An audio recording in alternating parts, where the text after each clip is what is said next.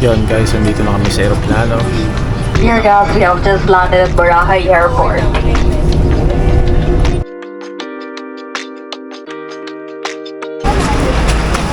So dito tayo sa Island Star Express.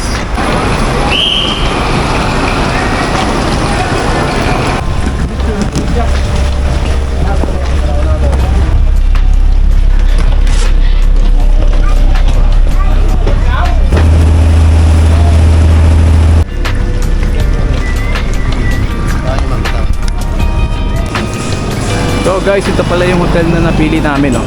Golden Phoenix Hotel.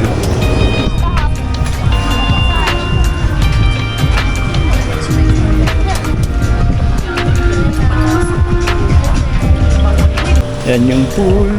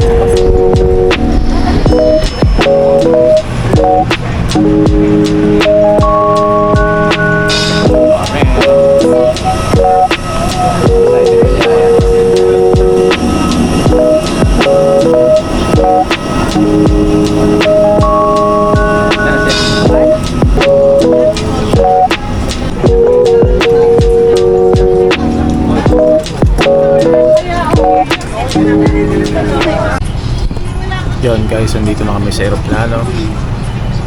Alright. So bakasyon muna tayo ng mga ilang araw sa Boracay. Mag-try din natin yung mga iba't ibang activities doon. So mag-stay kami doon ng mga 4 nights and 5 days. And vaping are strictly prohibited. E-cigarettes are to buckle and pull waistband to tighten. When outside the aircraft, pull down guys, sharply the nag-start red na tag at mag-demo the yung lower mga end to inflate life vest. If the life vest fails to inflate, blow into the oral chute.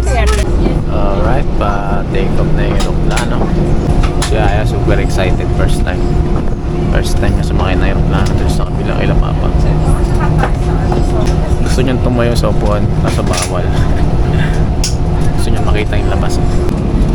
So ayun guys, 11 ngayon ng umaga, November 11. So baka makarating kami na sa katiklan ng mga 12 siguro, 12:30.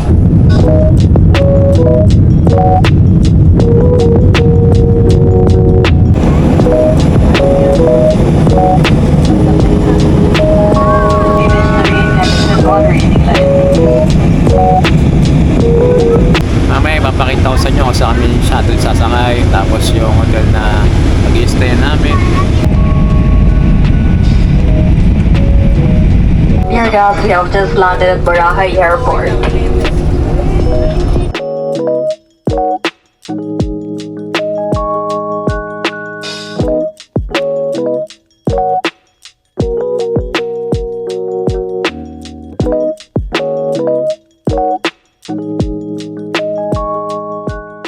So guys, nandito na kami sa exit. So ito yung sumundo sa amin. Let's go!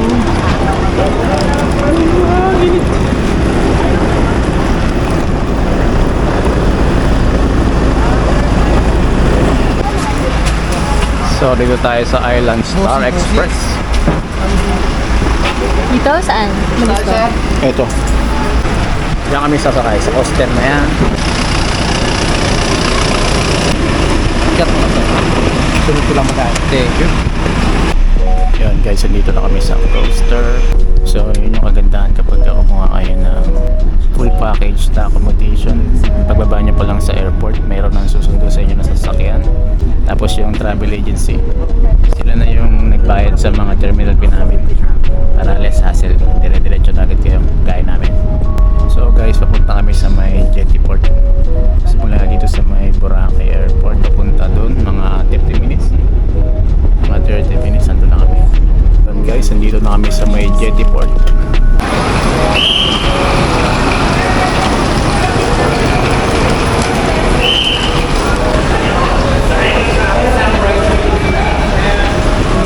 ito si Kuya, ito yung nag-assist sa amin. Yun yung kagandahan kapag meron kayong kinuhang accommodation, lalo na kung package. So kada babaan nyo ng airport o kaya port, meron na agad kayong masasakyan, merong mag-a-assist sa inyo. Mabuhay po! Yes! Yun guys, si Kuya lahat ang masikaso ng aming ticket, pasakay ng ferry boat.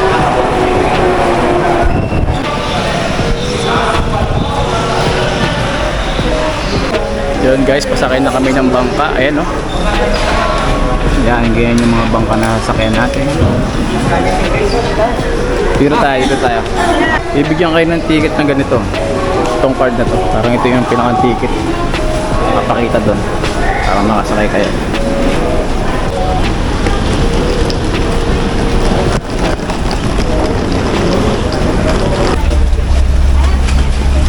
Whoop.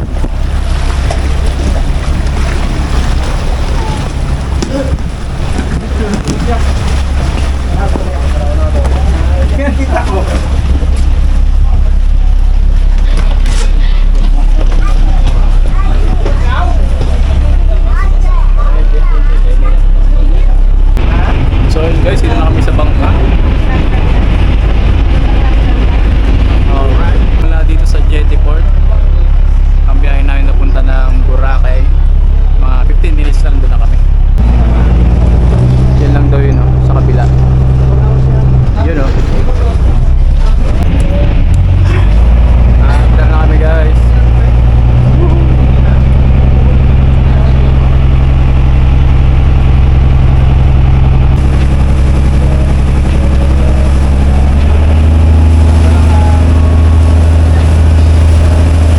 Yun guys, andito na kami sa Boracay. Pababa na kami nitong itong bangkang sinakyan namin. So meron naghihintay sa amin dyan na tao para sunduin kami. Tapos ihatid kami dun sa hotel namin. May windmill dun. Hindi ka makita kasi medyo malabo yung camera natin. Ganda dito.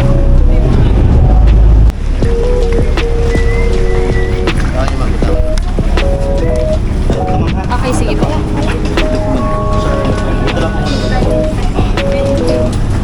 Tayo lang namin yung mga maletang ibaba. So nandito na rin si Kuya yung sasundo sa amin para ihatid kami dun sa hotel. Alright, tingnan nyo naman dito. Dito pa lang yung tubig yung dagat. Kulay green na agad.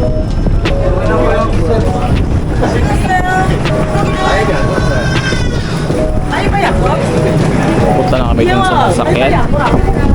Tapos diretso kami sa hotel.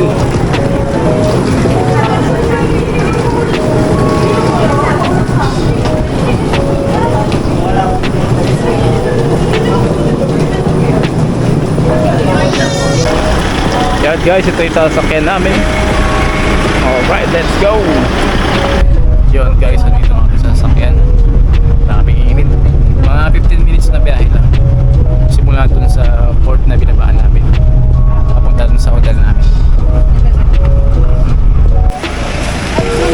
Yun guys, nakababa na kami ng sasakyan. Papunta na kami sa aming hotel. So guys, ito pala yung hotel na napili namin, Golden Phoenix Hotel. So malapit lang sa shore. Okay, let's do this. Thank you bro.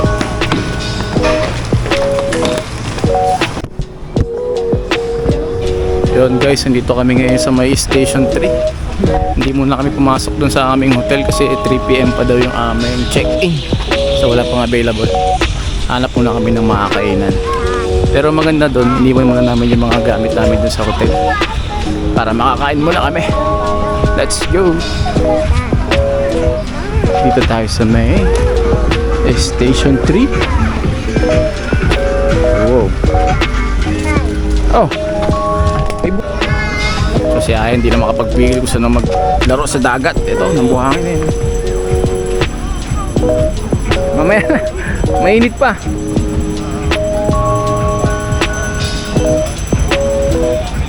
Ano oras na ngayon? 1:30 ng tanghali, kaya medyo mainit. So ito yung Station 3 banda. Dito kami sa may Cafe Maruha. So mukhang maraming kumakain dito kaya tatry namin dito. Lunch. Straight. Yeah.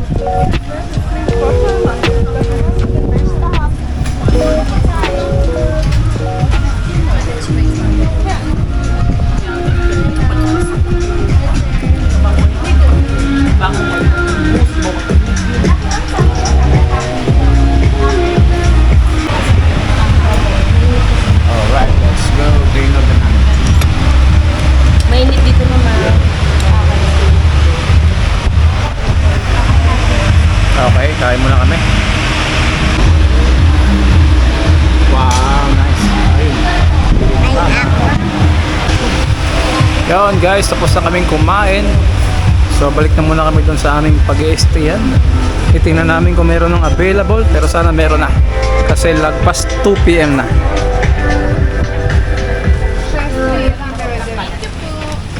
Parang naka-work niya sa Japan. Dito kami kumain sa may Cafe Maruha. Highly recommended ka. Oh, masarap pala pagkain dun. Diyan sa Cafe Maruha.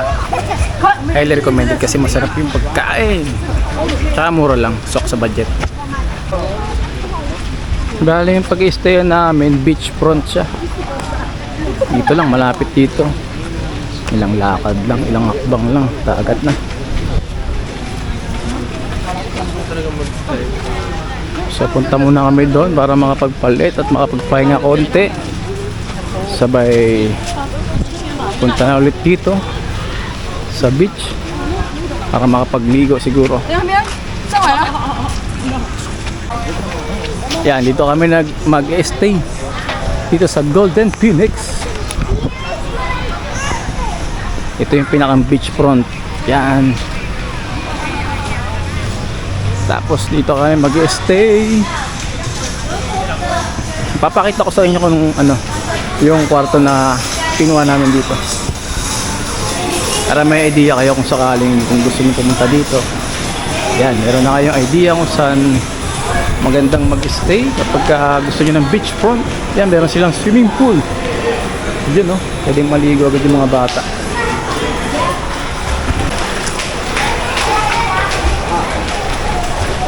Yon guys, kapag nakanap na kayo ng kwarto, meron na silang available para sa inyo. Pag may mga gamit kayong ganyang karami, yan, tutulungan din lang kayo ayusin yung inyong mga gamit o dalhin sa inyong kwarto para hindi na kayo mahirapan. Bali, ito yung magiging kwarto namin. Tapos ito yung tapat mismo ng swimming pool. Tapos nandun yung beachfront. Konting lakad lang.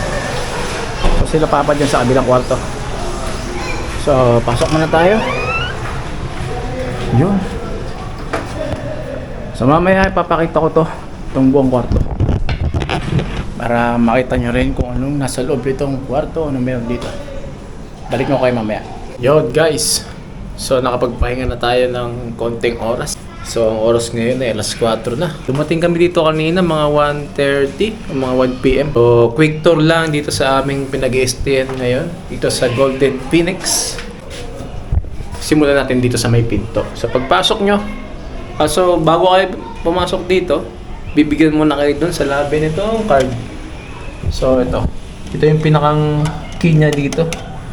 So i-insert nyo yan dyan para mag-power lahat ng ilaw, pati aircon. Yan. Next natin dito, meron silang drawer. Ito yung ilagay yung mga gamit nyo dyan. Yan, nilagay na namin yung mga gamit namin dyan. Medyo madilim na konti. May sampayan, may hanger, meron pa doon. So malaking space. Dito na namin nilagay yung maleta. Dito naman tayo sa may, ito. Pagpasok nyo, ito, merong malaking mirror dito. Full body mirror. Tapos dito lang naman, meron ulit nito. Pinakang divider, siguro. Yan, pwede ilagay mga gamit yan. Tapos syempre, meron silang heater para pagka magkakape kayo. Yan. Meron silang free na kape. Ayun, pwede kayo magkape. May baso. So, ito hindi kasama. Binili namin yan kanina. So, sa baba nito, meron ulit lagayan dito. Ay, di, meron palang ref. Yan, oh. May maliit na ref. Gumagana yan. So, ito, Meron din silang free na tubig. Uy, nahulog. Meron silang free na tubig. Ayan, bibigyan nila kayo ng tubig kung ilan kayo. Tapos ito, meron din sila dito ang cabinet din. May lagayan pa rin dito. So, marami silang lagayan ng gamit. Tapos dito, pinakang ano nila, lamesa. Yan, may lagayan din dito. Tapos may upuan. Yan, dyan namin nilagay yung aming mga sapatos, mga kindelas. Tapos may basurahan sila na maliit. Tapos meron silang TV, syempre, pagka magpapahinga kayo sa gabi. Yan, pwede kayo manood. May lamesa dito, meron silang upuan para makapag-relax ka. Syempre, meron saksakan. May outlet, power outlet. Para kapag ka mag-charge kayo ng inyong mga gadgets, yan. Tamang-tama dyan ang pwesto nyo. Tapos, syempre, yung aircon nila yan. Malakas, malamig dito sa loob. Ito naman yung pinakang kama. Yan. Kasya yung dalawa dito. Kasya rin yung dalawa dyan. Itong kwarto na kinuha namin ay deluxe. Tapos, yan. Ito yung makikita nyo. Merong blanket. May dalawang unan. Tsaka itong tropilo na maliit. Yan, nakaka-relax din dito. May ilaw. Ayan, may lamesa. Siyempre, meron ding cabinet maliit. Yan, meron silang Bible. Ganda. Ayos. Eh, ganun din sa kabila. Yan. May kumot. So, yun guys. Kapag mag-check-in kayo, bawat person na mag-check-in, merong towel, tapos merong libreng tubig. Tapos ito, may sabon. Meron ding toothpaste. Tapos ano ba? Hindi ko na ito alam kung ano ito. Sabon pa rin yata ito. Tapos meron cotton buds at saka bulak. Ayan. So guys, dito naman tayo sa CR. O yan. Yan yung meron dito. Meron silang blower. Yan. Tapos yan, yung sink. May telepono in case of emergency. So ayan. Ito yung meron dito. Siyempre may bidet. Ito meron kaming gamit dito nilagay. Nakasampay. May shower. Tapos siyempre may heater yan. Cold and hot. So yun lang. Ganda na siya nila. At saka yung nag-asikaso nitong aming accommodation dito sa Boracay. So ilalagay ko na lang dito siguro. Yan ito. Yung Facebook page nila. Para malaman din ninyo kung magkano at saka kung paano. So kaya namin kinuha yung full package na accommodation dito sa Boracay para less hassle na din. Lalo na kung meron kayong kasamang bata. Mas maganda na smooth yung pagpunta nyo dito para less hassle talaga. Kumbaga kaya ka nga pumunta dito para mag-relax. So mas maganda yung naka full package ka na. Pagpunta mo sa airport, meron nang susundo sa'yo, papunta ng bangka, nasasakyan, papunta naman dito sa Boracay.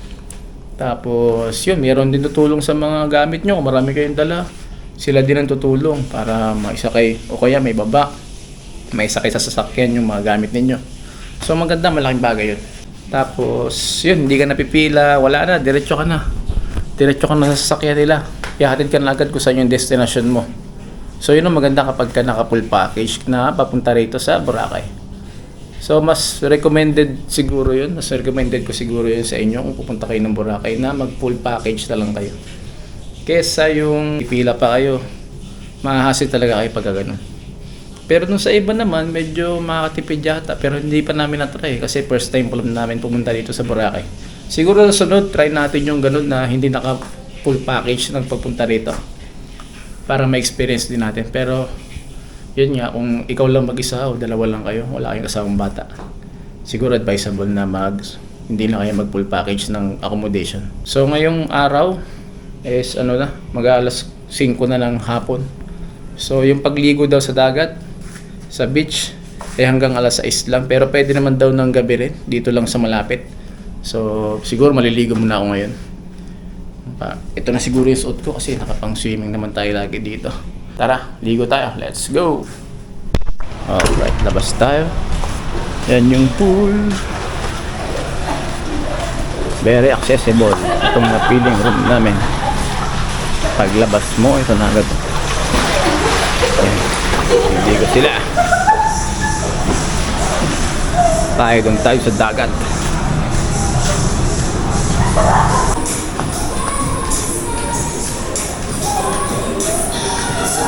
Alright, papunta na tayo sa may beach.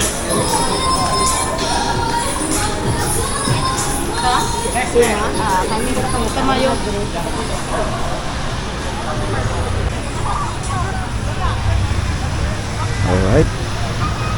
Dami naliligo. Saan tayo pwesto? May tinuturo si brother. Doon na tayo sa banda dun.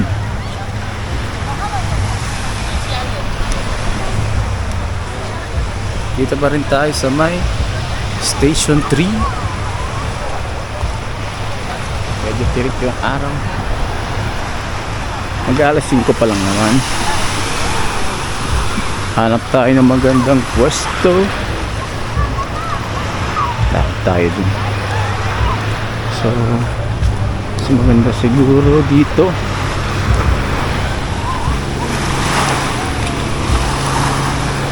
Dito na lang tayo pwesto. Iwan natin to dito. Set up muna natin yung ating camera.